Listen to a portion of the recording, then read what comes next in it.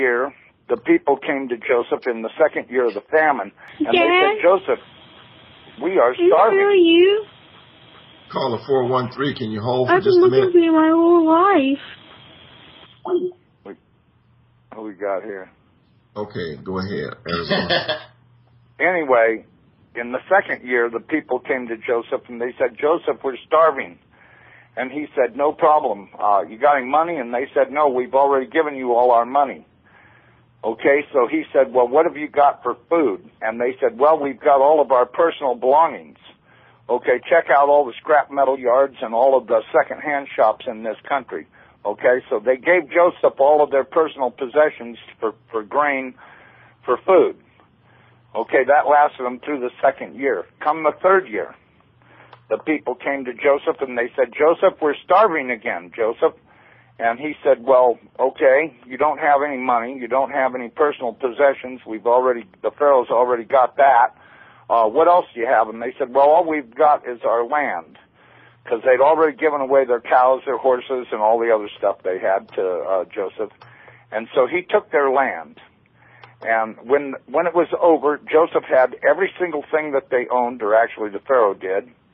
And that's when Egypt fell into 400 years of slavery, because they had given up everything they had.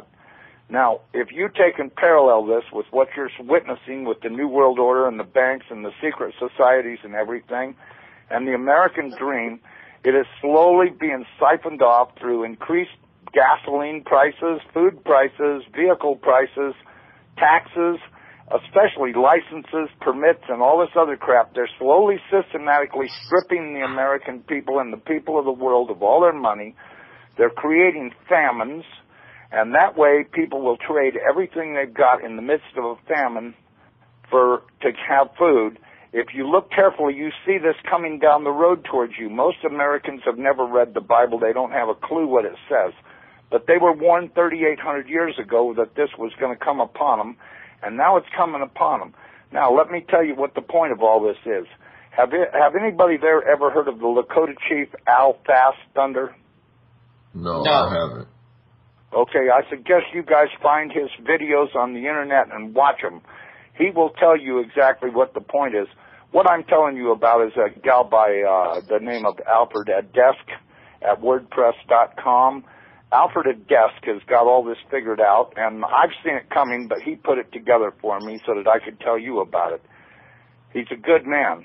Anyway, what the goal is, after you listen to Al Fast Thunder, he's going to lay it out even better than I could, but basically what it is there's going to be a famine and a war in the United States, and the surviving population will be farmers and miners.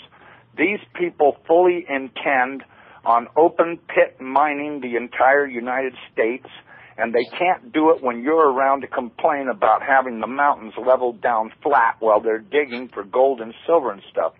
And by the way, that surviving population that wish they had an American dream, they'll get an American dream all right. They're going to be miners and farmers, because the entire Midwest will be used as a giant slave farm, and the mountains and all the ranges in Canada, Mexico, everywhere will be used for open pit mining to supply these people with precious metals, silver, gold, nickel, iron, copper, you name it. Any kind of metal you ever heard of is in the mountains of Canada, the United States, and Mexico.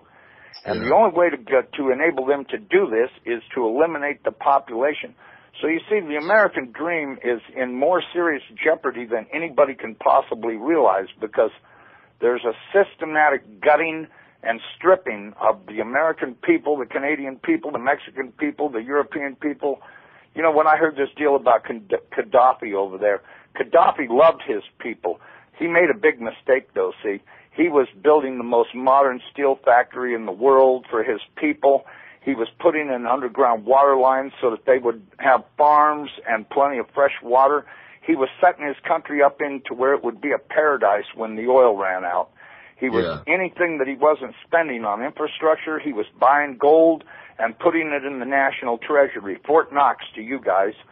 And when the New World Order found out what he was doing and what he had $95 billion in gold in the national treasury. And they went over there, and the American people fell hook, line, and sinker for the war. You know, the people in this country better get over this hate, death, war crap, because I'm telling you what, if you don't get over it pretty soon, you're going to find out in the streets of America what hate, death, and war really does look like, because when you sanction somebody like Gaddafi being attacked and his people having their heads chopped off in the streets of the country by our troops and the NATO troops, and go, all right, we're getting rid of those terrible people over there. Hey, you know what? You need to look in the mirror and ask yourself when your turn is coming up next, because you're on the line. Hey, let me add one more thing to you guys. Yeah, do you know what the drug laws are all about in this country? Prisons for profit. Well, it's more than just for profit. If you take and examine the drug laws, and you go into the record books, the law books, and everything, and take a look, you'll notice that you have been reclassified from a human being to an animal. And I'm not kidding you about that. Get out your law books, take a look, and you'll discover that they have reclassified you. You are no more than a chicken or a cow or a horse or a pig or anything else in the law books. And this is how they're attacking you with their drug laws, see, because as a human being, a creation of God, created in the image of God, they are violating your religious freedom, which is the First Amendment to the United States Constitution. So in order to enforce these drug laws on you, they had to change you from a human being to an animal. And if you look at your drug laws, you'll discover they're violating your First Amendment rights to freedom of religion and speech and stuff. And they've already done this, and that's how they're managing to incarcerate over 70% of the prison population are in there on drug laws. They're nonviolent offenders, and the violent offenders are being turned loose so that they can justify their police state. And their police state is the subjugation of all the people in this country and around the world, which the black people that you guys are pounding on there have been the main victim of, because first off, black people are fairly rebellious. And so what do? You crush the first rebellious thing right off the bat, because if you're not sure about rebellion, ask any Indian in this country what they think of the government. Now, most people don't realize that the British are the ones that did all this. It wasn't the Irish, it wasn't the Spanish, it wasn't the French, it was the British. The British military, naval forces were the strongest on the planet. Did you guys ever notice that pirates always had a patch over one eye? Yeah. Yeah. You ever wonder about that? Skull and bones. Skull and bones. Pirate. That's right. They flew the skull and bones deal. Those were the nobility of England. The pirates were. Most people don't realize that they were the nobility of England. See now, the Spanish were going back the Spanish were going, USA as well. Yeah, the Spanish were going back and forth to Central America, robbing the Indians blind of their gold and silver. But they knew who God was, see, because they read the Bible and stuff. They know what Lucifer looks like. He's an ugly guy with one eye. And when these British guys would sail up in their pirate ships, all the guys on the ships that had just looted the Central Americans took one look at him and went, "Oh my God, it's Lucifer! Look, he's got the skull and bones death flag on his boat. It looks like Lucifer." They would just throw their guns down and give up. And that's what enabled the British to completely loot the seven seas of the world with their pirate ships. You know, when you start adding all this together, you can start to see a systematic destruction and stripping of everything of everybody has. And you guys are talking about the American dream. That's why I decided to call you, because, you see, if the people of this country don't start waking up pretty soon, the mining of America and the rest of the world is going to get started here in the not very distant future. And people have got to stop worrying so much about the American dream, and they've got to start taking a look at their government officials and realize that they're all part, what the Bible say, of one mind.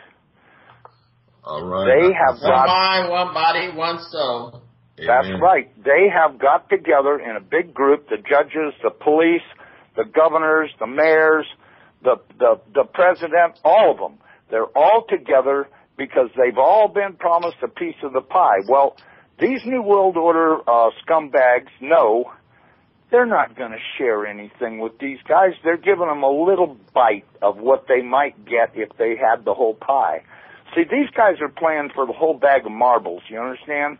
They're not playing for part of the marbles. They're not going to share jack diddly with these guys. They've only sucked them in and made them believe that if they destroy their family and their friends and their country and the world, that they're going to get a big piece of this. The only thing they're going to get a big piece of is the wrath of God. And that's what they don't seem to realize. Arizona, let me break for a minute and tell the listeners that you're listening. You're listening to Revolution Radio. This is the Urban Revolution Program, and we're at freedomslips.com. We're listener supported, and we would appreciate it if you could,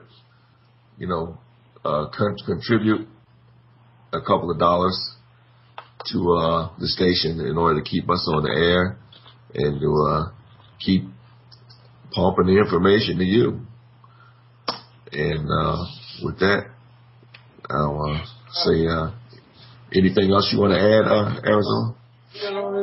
Well, the only thing that I would recommend everybody do is that they take a real hard look at what they've been doing, and they take a real hard look at what their government has been doing, and they'll realize that what I just told them is absolutely true, and they'll realize that they've been had bad.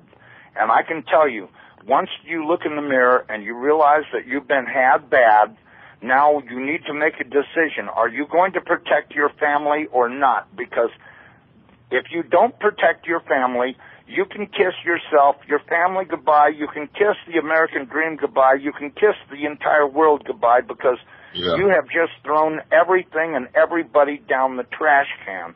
And I can tell you guys this, laying on the couch eating bonbons watching Oprah is not going to save the world. If nobody realizes what shape the world is in and they don't realize it's coming in their direction, well, God help this country. Well, that's what I say every day, where everybody's sitting around on the internet all day long. I'm like, let's get out. Let's take to the streets. Let's say something. Let's go out and say we don't like what's going down. But the problem is that America is so afraid of their own shadows that they rather sit in behind the internet and say, well, so-and-so and so-and-so, this is going to happen. So-and-so and so-and-so said this is going to happen. Let me show you this for instance. There was a concert a couple of weeks ago. And there are about, I know there had to be a good, I don't even know, 30,000 people maybe. A free concert, okay? They're trying to pass a petition to recall the governor because of all the strategic moves that he's making that will actually hurt the city of which you live in, which is going to increase the crime, which is, first of all, it's going to take the babies from their mothers, okay? Because there's a new bill that's just been passed in a lot of these states. So let me say this. The state is going to cut you off as a welfare recipient. And don't get me wrong, some people do need to be cut off, but I think it should be a method to the madness of how they ease these people back into society. There's nothing wrong with pushing them back into society, but there should be a method to the madness. You don't just go up and say, okay, on October 9th, you're going to be cut off, and there's no job for you to go to. You understand what I'm saying? You should have been training them slowly by slowly, and says, okay, well, you got 2 weeks to learn this training, and then you got 2 weeks, and then offer a business stipend to actually want to make them hire these people. But no, they're just going to push them off on October 9th. So what? 1, crime's going to go up. 2, mothers are going to start to walk away from their children. 3, do you know that most average states get $3,000 a month if this child goes into foster care? So now they've cut you off, so they got that money that they're saving. They're not having to give you basic necessities of money of which they're saving. Now, if you turn your child into them, they're going to get $3,000 a month for your child. So it's a gain for profit kind of thing, really. So they're cutting you off, really, so hoping that you actually give up your child so they can get that $3,000. Because they save the money by not paying you. They get $3,000. They only have to pay a child welfare worker, like maybe, I think it's like $1,000 a month or less to care for this child when they put him into foster care. So the state is actually gaining. So it's like a profit for children. Yeah. You know, and that's exactly what they're doing to these families on